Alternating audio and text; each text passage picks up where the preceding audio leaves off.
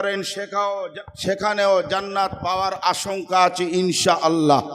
জোরে বলেন ইনশাআল্লাহ। নারে তাকবীর। আরো জোরে হবে না? নারে তাকবীর। আল কোরআনের আলো, আল কোরআনের আলো, আল হাদিসের আলো, আল হাদিসের আলো। নারে তাকবীর।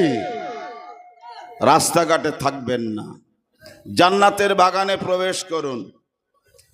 এত রাত হলো এখনো রাস্তায় যদি ঘোরেন, মজলিসের বেইজ্জতি। এটা কিসের বাগান বললাম? এটা কিসের বাগান? রসুল বলেছে, আলেম ওলামারা নয়, রসুল বলেছেন রিয়াজুল জান্নাহ, জান্নাতের বাগান। বলুন সুবহানাল্লাহ। আরো জোরে হবে না?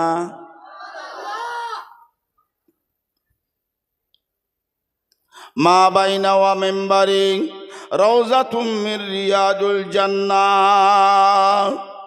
আর একটা জান্নাতের বাগান আছে গো আমার রাসূলুল্লাহ যেখানে শুয়ে আছেন।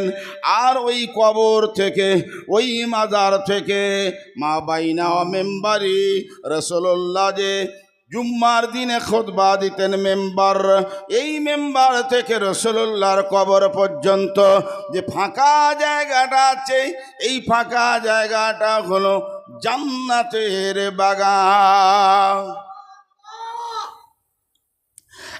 যুবকের নওজওয়ানেরা, ও খালা বেটি ফুপিরা, এই জান্নাতের বাগানটা জেনে রাখবেন। আল্লাহ নবী বলেন, আল্লাহ নবী বলেন আমার জান্নাতের মাটি নিয়ে জিবরাইল ফেরেশতা আরো হাজারো ফেরেশতা হাজির হয়ে গেল। ইয়া রাসূলুল্লাহ, হাবিবাল্লাহ, আপনার গুনাহগার উম্মতেরা এই জায়গায় আসতে তাদের বড় সৌভাগ্যবান হয়ে যাবে। এই জায়গায় জান্নাতের মাটি পেতে দেয়া হলো, এই জন্য বড় কিমত হয়ে গেছে। রাসূলুল্লাহ বলে এই জায়গায় নামাজ পড়ে এমন একটা দিন আইবে, এই দিনটা লটারি হয়ে যাবে। এই জায়গায় দু রাকাত নামাজ পড়ার জন্য লটারি হয়ে যাবে। আজ যারা উমরায় যান, আজ যারা হজে যান, একাধিক এই জায়গায় নামাজ পড়তে পারে না। আমি 11 সালে হজ পাকে গেছি, ইচ্ছে মতো 5 ওয়াক্তই নামাজ পড়েছি। বলুন সুবহানাল্লাহ। রিয়াজুল জান্নাতে 16-এ গেলাম, 18-এ গেলাম, 19-এ গেলাম, 22-এ গেলাম, পরপর কয়েকবার গেলাম। কিন্তু হঠাৎ দেখলাম করোনা এসে গেল। করোনা মানে বুঝতে পেরেছেন তো? গোসল নেই, জানাজা নেই, পুঁতে দেওয়া কেস, তার নাম করোনা। কি কথা ঠিক না ভুল বলুন? আপনাদের কারোর আব্বা দাদুর নসিবে হয়েছে? আমি দেখেছি অনেকে জানাজাও হয়নি, কাফন দাপন গোসল তো দূরে যাক, দে পুঁতে দে, পুঁতে দে, পুঁতে দিয়েছে রে বাবা। জিপসি গাড়ি করে নিয়ে ফেলে দিয়েছে, চাপা দিয়েছে। ও জানাজা কোথায় আর গোসল কোথায়? খালি একটু জচ্ছদ্দি হতে পারলে হয়। পলিথিনে প্যাক করে বলে ওই ধারে রেখে দে হাসপাতালে। ভালো মানুষ একটু কাশি সর্দি দেখা দিয়েছে, করোনা হয়ে গেছে। আপনারা আমাকে চেনেন না, আমি এই মাদ্রাসার ছাত্র। 88 সালে আলেম ফারেক হয়েছি এখান থেকে, একদম বাচ্চা বেলাতে পড়েছি। আব্দুল কাদের সাহেব হুজুর তখন এখানেও পড়াশোনা করছেন। আমি 1-এ আর উনি পড়ছেন আলেম ফার্স্ট ইয়ার। আজকে তিনি এখানকার সুপারিনটেন্ডেন্ট। বলুন সুবহানাল্লাহ। তাহলে আমার পরে যে বক্তা আব্দুল কাদের সাহেব এই মাদ্রাসার ছাত্র। তাহলে বুঝুন, এ মাদ্রাসা ওয়েস্ট বেঙ্গলের মধ্যে খোদার কসম একটা নাম ছিল, 1 নম্বরের নাম। সে মাদ্রাসার নাম কি? সপ্তগ্রাম সিনিয়র মাদ্রাসা। জোরে বলা যাবে না? আমি বহু বছর জলসা করেছি, মাঝখানে একটু গ্যাপ হয়ে গেছে। কত বছর? ইরফান সাহেব হুজুর রহমাতুল্লাহ আলাইহি ছিলেন, আলী আকবর সাহেব রহমাতুল্লাহ, শওকাত সাহেব রহমাতুল্লাহ, এসান সাহেব রহমাতুল্লাহ, আলমগীর সাহেব রহমাতুল্লাহ, মান্নান সাহেব রহমাতুল্লাহ। ওস্তাদদের কথা বলছি। সব চলে গেছে।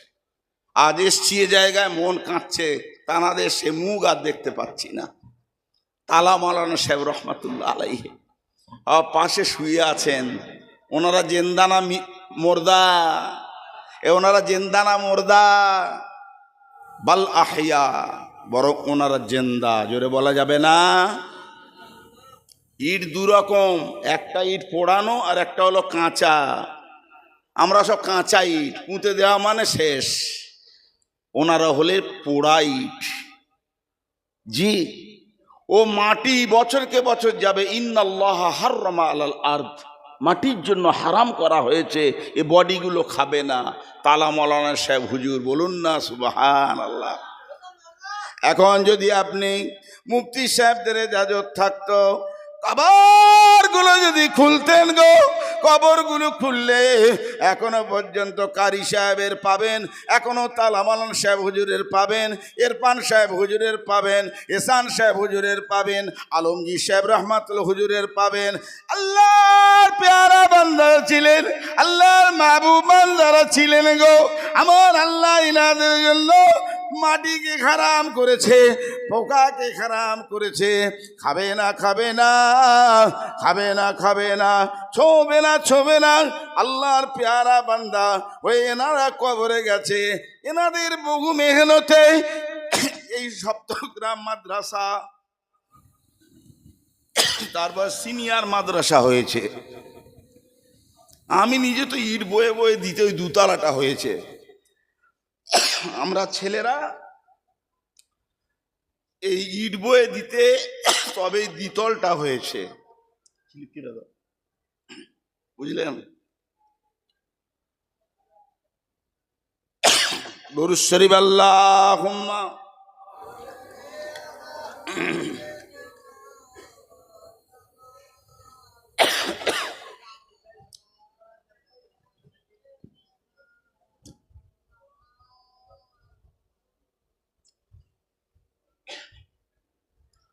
দরুদ শরীফে ভক্তি নেই মানে ঈমান পূর্ণ